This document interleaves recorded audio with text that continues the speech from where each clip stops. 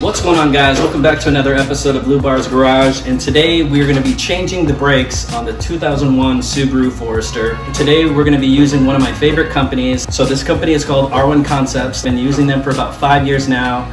They're just high quality stuff for a very reasonable price. So that's what we're going to be doing today, guys. So join me, and if you haven't liked, please do so. If you haven't subscribed, please do so. We have a lot more content coming for the 2001 Subaru Forester. So without further ado, let's go ahead and jump into this.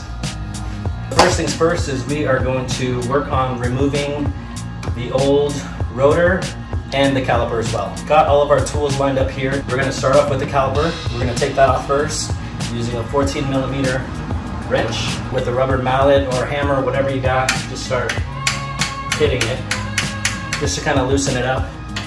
And then once you do have it loosened up, you can use your hand to unscrew it. I'm not going to take it out all the way. I'm just going to leave it a little bit loose. That way the whole component comes out as one. Next thing is we're going to use our 17mm bolt to get the whole caliper off. We're going to get our wrench locked in there with the rubber mallet. We're just going to start to hit it. It's pretty loose. And the secondary one down here. If you don't have them already, guys, these ratcheting wrenches are amazing. I don't like to use them to break bolts off, especially with the ratchet aspect. I like to use just a regular static wrench like this to break it off first, and then once it's loose, then I come in with the ratchet, come in here, and then just begin to ratchet it off. It makes it a lot easier, saves you time and your fingers as well. All of this stuff is pretty old. It's definitely rusted on there. We have some anti-seize lubricant that we're going to use towards the end, just to make sure that we don't run into this problem in the future. It starts to rust and just gets kind of hard to be able to break it off. Got one off here. And the whole reason why we're changing the brakes today is because if you ever experience this, when you hit the brakes, you get the death wobbles, and that's because one or several of your rotors are warped. And at that point, you can either try to get them resurfaced, which I've actually never tried to do before. I'm not sure how much it costs. Or you can just buy a brand new kit like I did today with this R1 Concepts kit. I did the front and the back with the ceramic disc brakes and the brake hardware for about 162, 165 bucks off of Amazon. And their shipping is pretty quick. I believe I ordered these maybe a couple days ago, and they came in pretty fast. All right, there's the second bolt. Pull this off. We'll set it to the side. This is nice because the rotor is already loose for you, but if you ever run into a situation where, let's say, this is seized and you can't seem to just be able to pull it off just like that, I like to use a rubber mallet and strike it on the rotor itself, up here a few times, down here a few times, just to kind of loosen it, kind of rock back and forth, and then left and right as well, and just kind of do that for a while until it breaks loose, especially if you have a situation like this where this is seized. So we're going to try to clean this up as best as we can, and then I'm going to hit it with some Rust-Oleum, some black Rust-Oleum, just to keep it from rusting even further. Let's go ahead and do that real quick.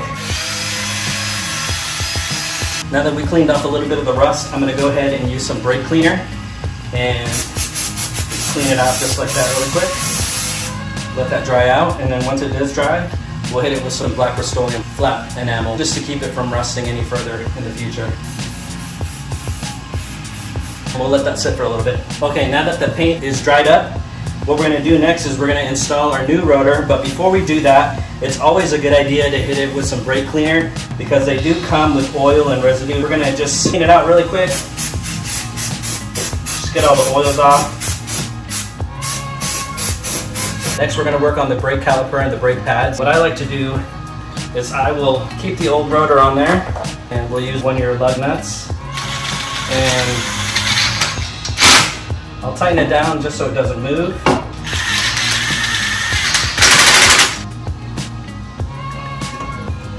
And I'll go ahead and set the caliper up on here like that. Remember, we did loosen the bolt earlier today. Pretty easy to take out, so we'll put that aside. Flip this over. And that will expose our brake caliper there. So here are the old brake pads. There's still a lot of life to them, but since we were experiencing a lot of movement when we brake, we're just going to change them anyway. Go ahead and pop these off. Set these aside. kind of take a mental note of the orientation of which way your calipers were installed. And then next we're going to take off the brake hardware.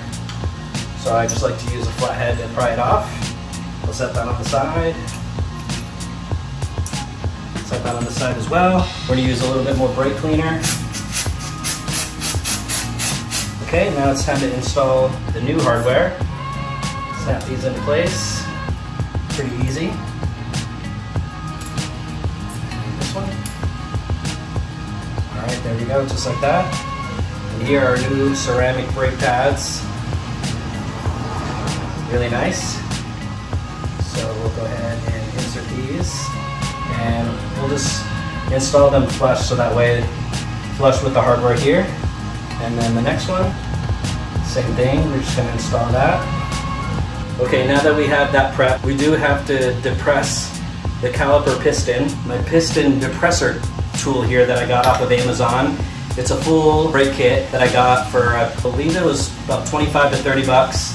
And this thing's been amazing. I've used it for all of my cars. It helps me press these pistons back in so that way when we're installing the caliper back onto the new rotor and after we've taken it off the old one, what it does is the piston begins to move forward. So you have to push it back in so that way it's stable. And then once you have the whole assembly together, you go in and you pump your brakes until you feel your brakes catch again. This is what it looks like. Just like that. Here's one. And let's move to the other side. And this is pretty easy. I'm not putting a lot of force into it. Well, there we have it. And now that we have that depressed, we're going to go ahead and close the caliper up like that. We'll insert the nut back in to secure it in place. Pull up the old rotor. Here is our new rotor. What a beauty. We'll insert that back on.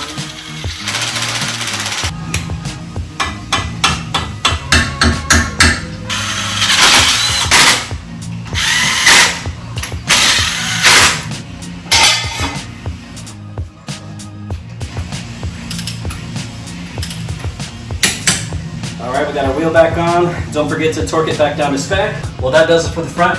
Let's go ahead and work on the back. Now that we got done doing the front side, now it's time to concentrate on the rear. So first thing is we're going to go ahead and remove our tire. And we'll set this on the back here. We're going to go ahead and start with removing the brake caliper. And with this, we'll need a 14mm wrench. We're going to loosen up the caliper first. Next, we're going to break off the two bolts that are holding the piston onto the rotor here. We are going to need a breaker bar with a 14mm socket.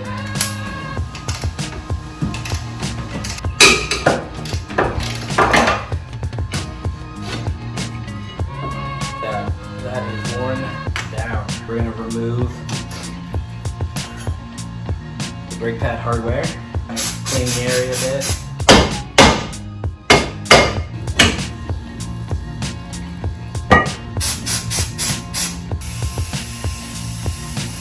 We just went ahead and cleaned this area with brake cleaner, just getting all the dust and grime that's been on there. We also hit it with some Rust-Oleum flat black enamel. Alright, that's done. It's pretty easy. Close up the caliper here.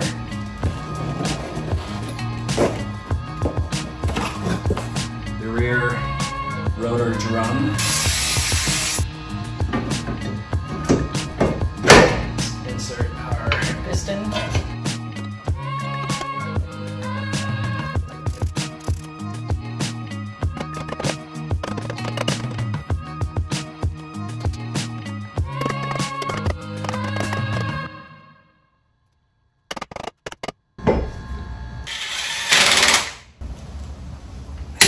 Alright guys, well that does it for today's episode with installing new rotors and brake pads from R1 Concepts. I hope that this was super informational for you. If there's any questions that you have, maybe some of the tools that I use or where I actually got this kit, you can let me know by leaving a comment below. But thank you guys so much for watching guys. We'll see you then, or we'll see you another time.